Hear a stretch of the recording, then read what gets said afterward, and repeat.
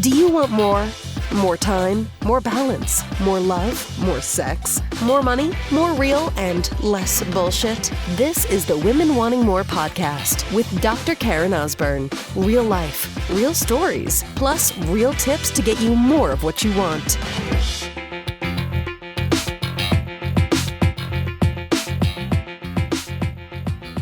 So let's talk this morning about the power of being present. The power of being present. Now, everybody knows, and there's a lot of really cool memes out there talking about the importance of being in the present moment, of knowing that the only moment we ever have is this moment. That the whole past and future thing is kind of more of an illusion, and that nothing ever happens when we ruminate in either of those two places. And on top of this, how much that we move in our everyday life where we're actually not even present. Like, we're just so busy trying to plan out the future or worrying about what happened in the past that we are not in the present moment. So, this is nothing new, right? This is not something I'm going to assume for you, sister, that's like, oh my God, Karen's sharing something mind-blowing today, right? But I need you to know that there's a deeper, my experience and working with clients, there's a deeper knowing to this. It's really always about, we're going to call it the simple truths, the universal truths that have I'll refer to this as a surface meaning, where we go, oh yeah, like it makes sense. Like we'll logically, we'll go, oh yeah, I think that feels that, not even feels. I think that sounds right? And then there's a deeper, there's a depth to stuff, there's a knowing to it. It's kind of like if you're a mother and, you felt love, you've been in love, you love people in your life, and then you have children, you go, oh man, this is a different type of love, right? It's kind of like that. It's kind of like this knowing at the depth of your heart that I want to call it idea, but it's not an idea, the truth, the principle, that we really just only have this present moment, and anything that we ever do actually just only happens in this present moment. And the way that we find the answers we're looking for, the way that we receive inspiration in our life and ideas and insight, the way that things come to us, is when we let go of past stuff and worry about future stuff, and we just simply surrender to the present moment. The present moment. Present moment. We stay present. But, the majority of the world doesn't roll that way, right? We haven't really been programmed to believe that stillness has power, that being present has power. Nope. We're programmed to feel, badly about things and the way we look and the way we showed up and feeling guilty and shame and, a lot of stuff that our parents, kind of bless their heart, did their absolute best in raising us, or whoever raised you, whoever were like an influence on you from an early age. But that kind of became like the you were imprinted. Now, you can absolutely be reprinted. The imprinting can be unprinted, and you can reprint something new. But it takes an awareness to understand that, and it takes a willingness. And really, the first place to start in any of this kind of work is to realize that as much as you can throughout the day, it's to be present. Because here's the rub on this one, sister. Do you realize that even when you are thinking about something that's coming up, you're doing it in the present moment? When you're worrying about something that did happen, or you feel like it shouldn't have happened, or it's horrible, remember a memory or something, you're in the present moment. There's only ever the present moment. That is it. That is it. That is it. And when you start to become aware of when you pop out of the present moment, usually, by the way, it's going to be times when you just don't feel good. And so you're either going to, maybe have a memory. Listen, I'm not saying you can't ever think about the past and never think about stuff that's coming up, but just realize that it's all created in this moment, in this present moment. And how quickly we can perhaps have a memory or a feeling or a thought about something, past, future, and it creates this shift in us.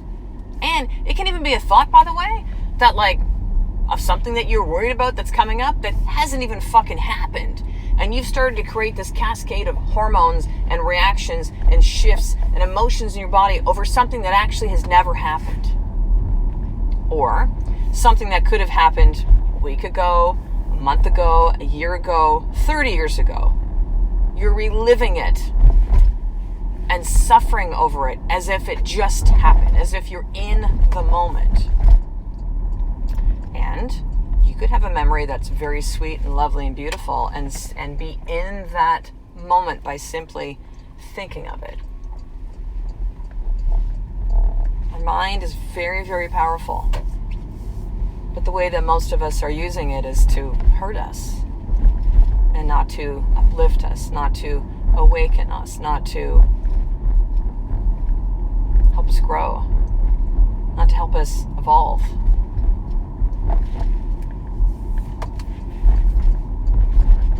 The present moment is where everything happens. Letting go of all the other stuff, unattaching to things, to people. And I don't mean like unattaching, like leave that person or like forget that you're a mother or cut your family off. I mean, those things might serve you. But I mean, realizing that those people in your life, those experiences in your life, the roles you have in your life, all serve, all have a place, are all part of your journey. But when we often attach and we created our identity around those labels, those roles, and then those things shift, which they do. Just take something really simple like motherhood, right? A lot of women, once their kids go to school, it's like it really hits them like a brick truck, right?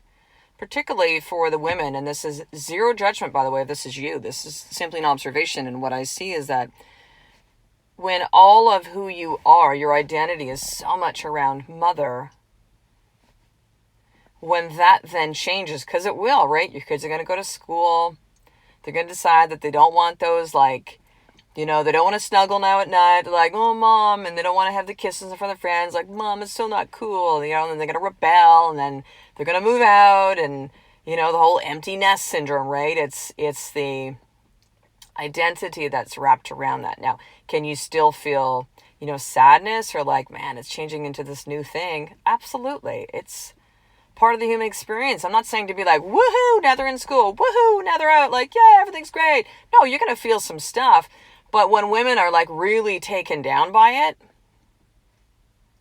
this is where the attachment is then, right? Of then if I don't have that thing, that I'm not as worthy, that I'm not enough, that there's something missing. Like I'm lost without it. My mother, I love my mother deeply. She she turned 80 this year. And her whole identity has been about caring for her husband and her kids. But, we're all grown up in our 50s now. And so my dad had a head injury, when I was 22, so 28 years ago. Okay. And so, kind of healed through it, was never able to get back to work. I was able to start driving a car again at some point, and then just kind of deteriorated with just the trauma to his brain and, just simply age as well too. And so as he turns actually 82 today, happy birthday, Daddy. Happy birthday. That her whole identity has been around that. And my dad had a real significant health crisis about 2-3 weeks ago where he was taken to the ER. And it literally was looking like he wasn't gonna, like, this was it. End of the ride for this planet Earth. And my brother had to speak to my mom, because we live in different cities, and say, hey, Mom, and it's difficult because my mom has dementia, my dad has dementia, my mom's dementia is actually way worse. Said, hey, Mom, like, because they're in a nursing home now, where's the will? And she doesn't know. We're trying to figure it out with other family, and my brother's trying to figure it out.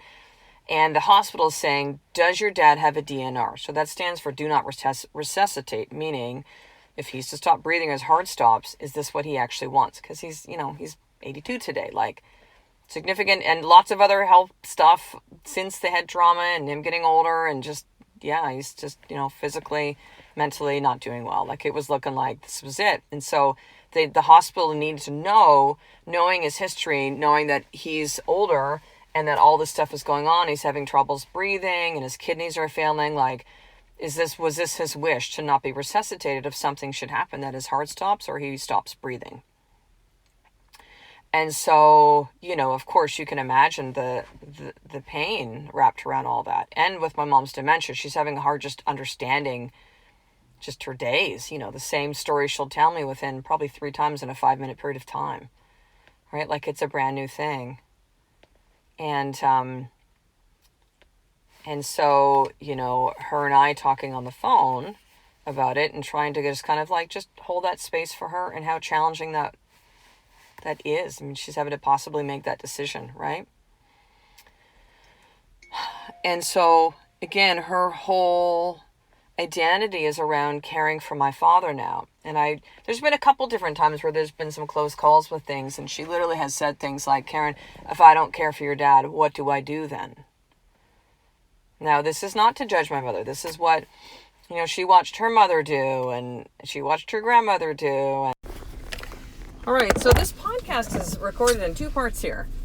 It was interesting that when I was recording a podcast yesterday about being present, I was pulled out of the present moment by a phone call. When I record on my phone, which is actually the majority of my podcasts, that if the phone call comes in, it actually cuts off the recording. And so that's what happened. I went, I'll just finish it. And then something else kind of happened where I wasn't able to finish the podcast. And then there was something more relevant I thought was really important to speak into for you. And that was yesterday's podcast. And so here we are. The one that was supposed to be yesterday, what was destined to be something else. But the power of being present. And I want to share with you one more story about this, and something that you can now do. I pulled up to school this morning with my kids, and they were actually at a school. It's just a different location. The school that they're at is going under this like multi-million-dollar restoration. We live in Victoria, BC, Canada, and so there is a chance of earthquakes. We lived here for 3 years. I've never experienced one, but there's a chance of it. And so buildings have to be updated so that they're earthquake safe, especially I assume like schools. And so that's what theirs is. So there's a lot of kids that actually take the bus to go to this new location of the school for this temporary time for this year. And so we pull up, buses are running late. They're trying to figure out all this kind of stuff. Tyson goes up to his room. It's fine. He's in grade 4. Kai's in grade 1. I kind of got to stay with him, right? And I didn't see his class waiting outside. Kind of some of the kids that the parents drive or they walk from this new location from where it is. And probably 95% of the kids take the bus. So I'm like, I'll just wait inside. But it's like, it's getting later and later, and I had to eventually leave. But in that moment, I was like, okay, I have a choice right now. I can be present right now and have this 5 or 10 minutes with Kai. Until then, yes, I do have to I got to go at 9 o'clock.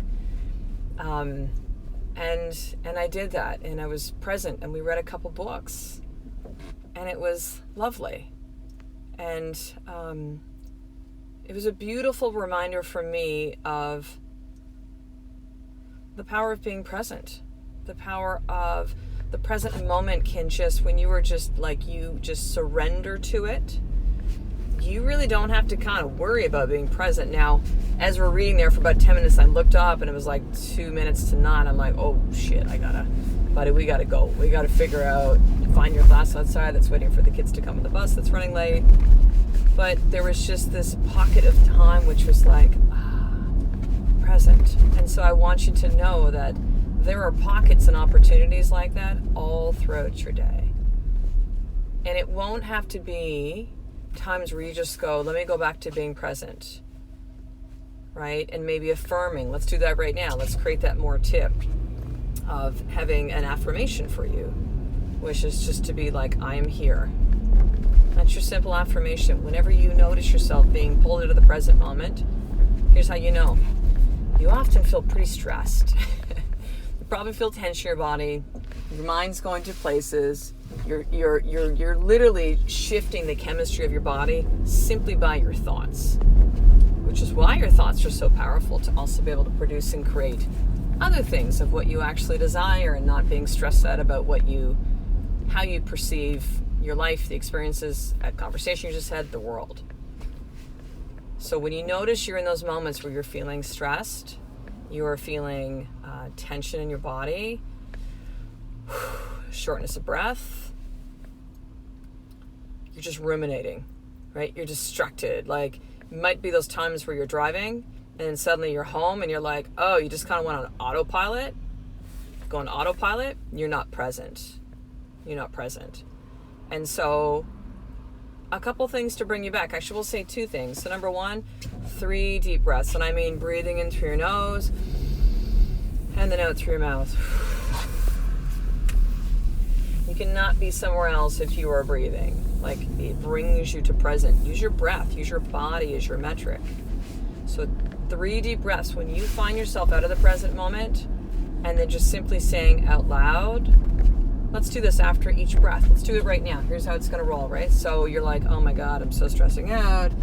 I'm freaking out about something. I'm worried. I can feel tension in my body. I can feel myself go into anger or resentment, or like, I'm comparing myself to something, like whatever that is that you're doing and you're going to. I'm in resentment. I'm in just stress mode. I'm anxious. I feel panicky. I feel fear. And so taking a deep breath in through your nose and then out through your mouth, and simply say, I am here. Breathing in through your nose. So do this with me. And then out through your mouth, I am here. And then once more, breathing in through your nose and then out through your mouth, I am here. It is a simple practice you can do to ground yourself, to bring yourself back to center, and to bring you back to the present moment. Because it is truly all we ever have, sister. That's it. So there are currently 2 spots that are left right now for my one-on-one coaching for women like you that are really having a hard time being in the present moment, that are going through a crisis in life, that have hit a wall, like the way of being and how you used to show up in the world is just not working, and everything feels like it's just crumbling around you. Like, I get it, and this is what I do best, is to help to be able to teach you the tools and the skills and give you the support that's needed, with compassion, with love, to have you learn how to stop the self-loathing and the blaming and the anger towards other people, which is really just misdirected stuff that you feel about yourself. It can also be anger that's upset about how someone's showing up, but we can't change anybody but us. And so if this is resonating with you, sister, if you've just hit a wall and you're like, man, I need support, I'm trying, but nothing's really sticking. Like, it's just the things that used to quote unquote work no longer do it. I got to figure this out. I just, I want to move through this. I don't want to keep staying in this place of pain and the suffering that I'm choosing and all of this. Like, just help me, Karen. Help me see what I can't see right now, and help me do what I need to do to get to the things that I want within my life. And so if this is you, you need to apply for one of these spots. You can choose to apply for one of these spots, and here's how you do it. You're going to send me an email, drkarenosborn@gmail.com. So drkarenosburn@gmail.com, and simply say, I'd like to apply. So today alone, I've had 3 emails already this morning saying, hey, Karen, I want to apply. So, and this is not for everyone. It's not, and that's okay. But if you're feeling like this is something for you, that there's something in your heart, and by the way, you can be freaked out about it and scared. It's not necessarily a feeling of like, oh yeah, this feels great. Like, it can feel good, and then also you're like, oh shit, kind of thing at the same time. But this is how you begin. So email me, drkarenosborn@gmail.com, and say, Karen, I'd like to apply, and I will connect with you from there. So I will talk to you in the next episode, sister. A life of more really is one step away on understanding the power of being present every single day. I love and appreciate you. To get the show notes of each Women Wanting More episode, including the How to Get More tip, subscribe to the newsletter at drkarenosburn.com/newsletter.